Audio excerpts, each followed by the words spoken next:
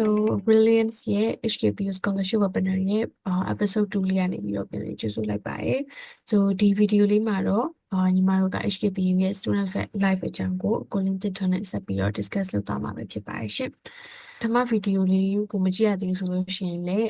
ဒီ Brilliance ရဲ့ YouTube channel မှာတွားကြည့်လို့ရပါတယ်။ဒီ video လေးမှာညီမတို့ HKPU Scholarship အကြောင်းကို detail ဆွေးနွေးထားတာပဲဖြစ်ပါတယ်ရှင်။ဟုတ်ကဲ့အကို ready ဖြစ်ပြီလားမသိဘူးရှင်။ Okay, sorry.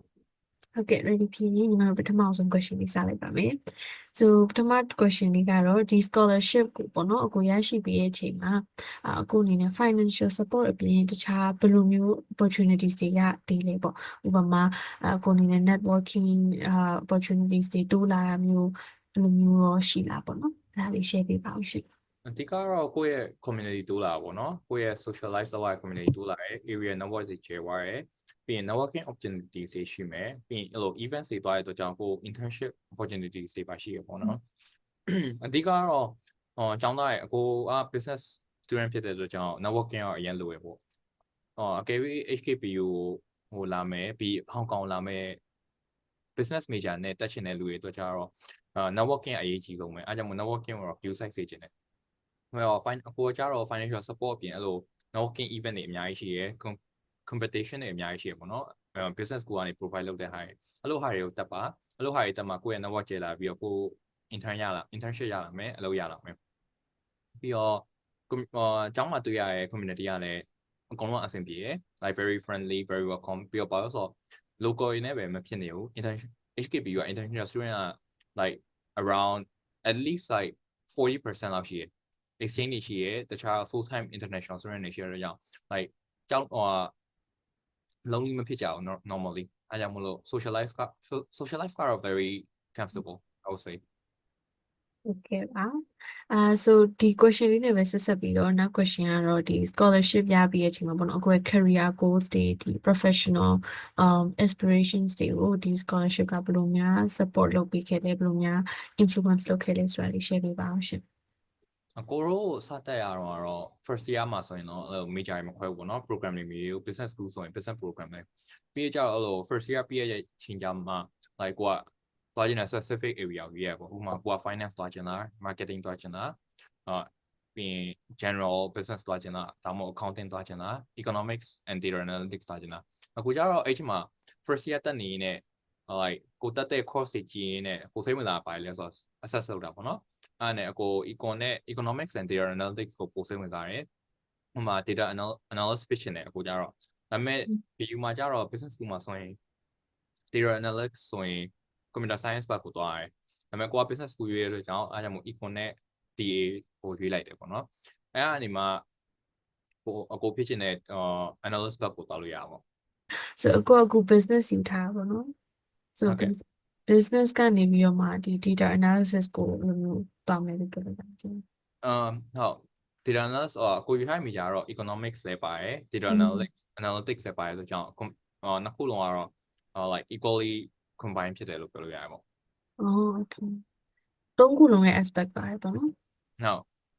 ဟုတ်ကဲ့ပါ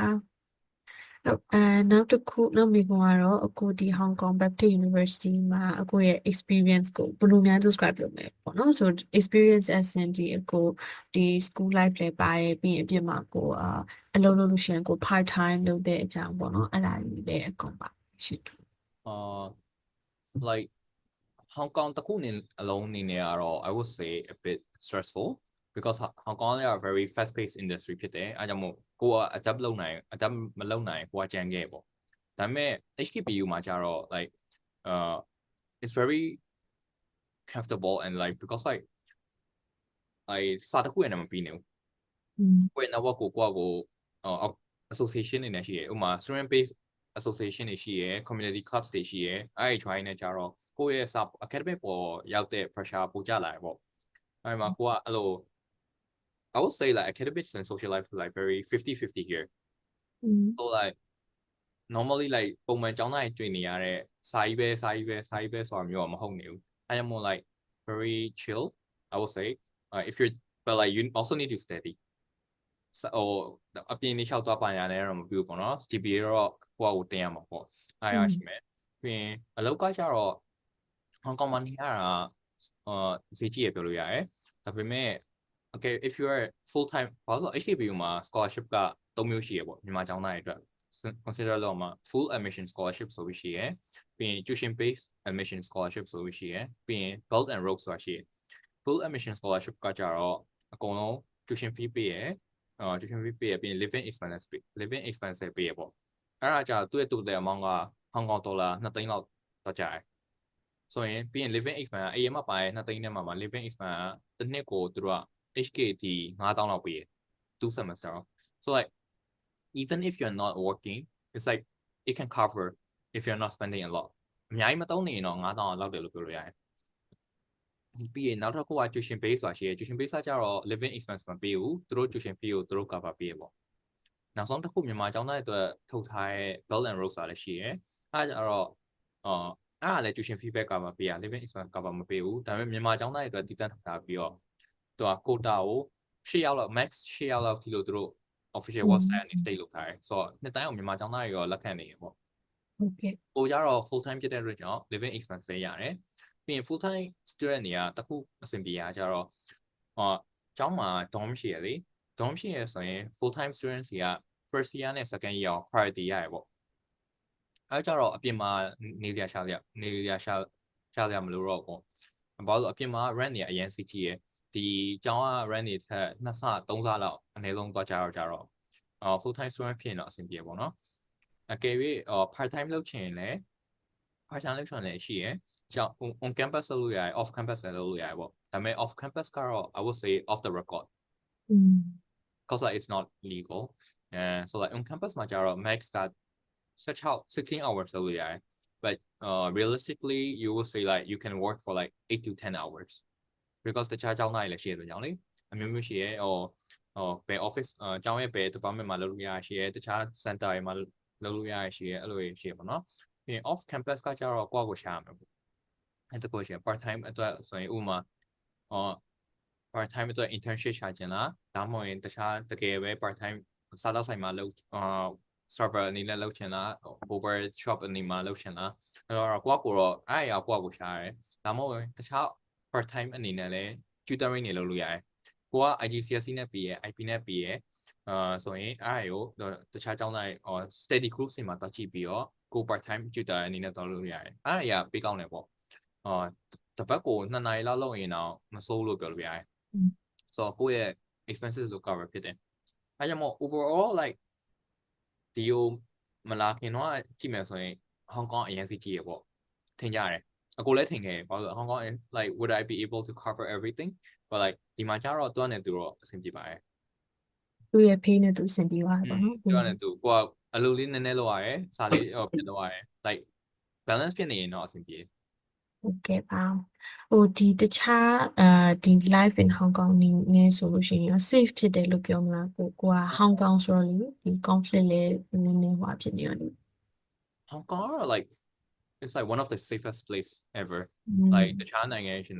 like you know that Singapore is like very safe as well right like Hong Kong like ideally very close to that Hong Kong like you can go out anytime anywhere like တခြားည3နာရီသွားခြင်းလည်းရတယ်ည4နာရီသွားခြင်းလည်းရတယ်မနက်9နာရီအပြင်သွားခြင်းလည်းရတယ် like they don't care like people are just being on their own like doing their things like they don't care who you are they don't care what you want to do so like you can go out with your friends you can go clubbing you can go like night out with your friends like at 12 a.m 1 a.m like it's okay very safe like တယောက်တည်းသွားလဲရတယ်တကယ်ချင်းနဲ့သွားလဲရတယ်ဟိုဒါဆို case ရတော်နည်းလို့ပြောလို့ရတယ်မရှိတော့နဲ့ဆိုတော့ very safe ဟုတ်ကဲ့ပါပေါ့နော်အခုကညီမတို့ဒီညီမနဲ့တည့်ရတငယ်ချင်းထဲမှာဆိုရင်တို့ကဒီ Hong Kong မှာတချို့ university က admission ရတာဒါပေမဲ့တို့ကအဲ့လိုမျိုးကြောက်တာပေါ့နော် Hong Kong ဆိုတော့ဒီ South Sea conflict တွေပါနေဆိုတော့ဒီတခုခုထားပြင်မှာကြောက်တော့ဟုတ်ကဲ့အားကြောင့်ပါဟုတ်ကဲ့နောက် question လေးကတော့ဒီ HKBU မှာဆိုလို့ရှိရင်ဘယ် major တွေဘယ် program တွေကကောင်းလဲဘယ်ဟာတွေက popular ဖြစ်တယ်လို့ထင်တယ်ပေါ့နော်ဆိုတော့အခု business major ပြီးတခြားဒီ science major တို့အားလို့ပေါ့နော်ဟုတ်ကျောင်းကတော့ HKBU ကကျောင်းက faculty က10ခုလောက်ရှိရပေါ့ business school ရှိမယ်ပြီးရင် school of faculty of arts and science ရှိမယ်ပြီးရင်နောက်ထပ်communication school ရှိမယ်ပြီးရင် Chinese medicine school medicine ဆိုတဲ့ school လေးရှိရယ်ပြီးရင် School of Creative Arts ဆိုတာလည်းရှိရယ်အဲ့လိုတော်လို့ရတယ်ပြီးရင်program CS တော့လည်း school ရှိရတယ်နဲ့ school ရှိရယ်popular ဖြစ်တာရာတော့ဒီမှာ popular ဖြစ်တာ Chinese medicine ရှိရယ် business school ရှိရယ်ပြီးရင် communication school ရှိရယ်တော့ကတော့ popular ဖြစ်ဆုံးလို့ပြောလို့ရတယ် local ဒါမဲ့ international student တွေအတွက် Chinese medicine ကကြတော့ very far fetched because like everything is in Chinese Oh, if you're good at Mandarin or like in Chinese like you can apply it there but like international student တွေ Chinese medicine school accepted လုပ်တာ percent တော့တော်တော်နည်းလို့ပြောလို့ရတယ်အခုမြင်တော့ပေါ့နော်international student တွေမှာpopular ဖြစ်တာကြတော့ business school ဘာလို့လဲဆို business school ကအကြောင်းရဲ့ like richest department or richest school so like they offer a lot of scholarships so like students can affordably live here and like another one ကျတော့ communication school communication school နဲ့ business school ကနှစ်ခုလုံး ranking ကောင်းတယ်လို့ပြောလို့ရတယ် HKBU ရဲ့ program ထဲမှာ like communication school ဆိုရင် world ranking က100လောက်ရှိရယ် business school ဆိုရင်150လောက်ရှိရယ်အကို business school ဆိုလဲ like တခြားကျောင်းနေနဲ့ရှင် like history ကအရင်နေတက်တန်းအရင်နေပေါ့နော်ဒါပေမဲ့ like it's the only school like in the world that's like get triple accredited so like ကျောင်း like the whole program အနေနဲ့ like very up on the uprising trend so like ဒီကျောင်းတစ်ခုကတော့ very နာမည်ကြီးပေါ့ so business school နဲ့ communication yeah တယ်နော် okay okay ဒါဆိုရင်ဒီdiscussion video ရဲ့နောက်ဆုံး question ကြီးရောက်လာပါပြီ so နောက်ဆုံး question ကြီးကတော့ကိုအနေနဲ့ပေါ့နော်ဒီ scholarship recipient တယောက်ဖြစ်ပြီးရဲ့အချိန်မှာတခြားmemorable ဖြစ်တဲ့experience တွေ achievement တွေများ share ပေးချင်တာရှိလားမသိဘူးရှင်အကုန်စလိုက်ရင်ရောက်ပြီးတော့ or achievement တခုရောက်ရှိရပေါ့နော် like first year အတွင်းမှာပေါ့စရင်ရောက်တော့အကို like but like before I was like isolated in my own room like doing my own thing like doing other community stuff so like it was very hard to socialize when I first got here like in the first 1 or 2 months but now my are like very socializable ဖြစ်လာတယ် open minded ဖြစ်လာတယ်ပြီး like ကိုယ့်ရဲ့ extrovert side ကိုပြန်မြင်လာတယ်ပေါ့နော်အဲ့နဲ့အဲ့ရနေပြီးတော့အကြောင်းရဲ့ networking event တခုကနေပြီးတော့ကို competition တခု join တယ်ပေါ့ competition တခု join တယ်အကိုနဲ့အကိုတငယ်ချင်းတယောက်နဲ့အဲ့ကနေပြီးတော့အဲ့ဒါ HSBC bank ကနေ sponsor ပေးရဲ့ HKFPS competition ပေါ့ like သူတို့ကကိုယ့်ရဲ့ business proposal ချပြတာပေါ့ချပြရမှာအသင်းက like there was like 3 rounds preliminary round နဲ့ semi finals and finals ဆိုရှိရအကိုကစုပေါင်းအသင်းက250လောက်ရှိရကျောင်းတွေအကုန်လုံးပေါ့နော်တခြား Hong Kong မှာရှိတဲ့ business school ကအကြောင်းတွေဆိုတော့လာပြန်ကြရဲအသင်းပေါင်း250လောက်ရှိရဲအဲဆိုတော့အကိုက semi final အထိရောက်သွားတယ် semi final အထိရောက်တယ် like there was only like 10 တင်းလောက်ပဲကျန်တာအသင်း250မှာ10တင်းလောက်ပဲကျန်တော့ it was like very like great achievement for like our first year students so like အဲ့လိုတော့ပြန်ရဲပြီးရင်နောက်ဆုံးမှကျတော့ like top 8လောက်နေပဲကျင်းလိုက်ရတယ် I'm like it was still a very oh yeah top 8 out of 250 that's crazy like we didn't even expect it so yeah yeah okay ပါ okay အဲ့ဆိုရင်ညီမဒီ discussion video လေးရဲ့ question တွေကဒီလောက်ပါပဲရှင်ညီမ brilliance ကနေပြီးတော့ကိုလင်းတစ်ကိုဒီလိုမျိုးပြပြစုံစုံဖြေချပေးတဲ့အတွက်ကြောင့်မလို့အများကြီးကျေးဇူးတင်ပါတယ်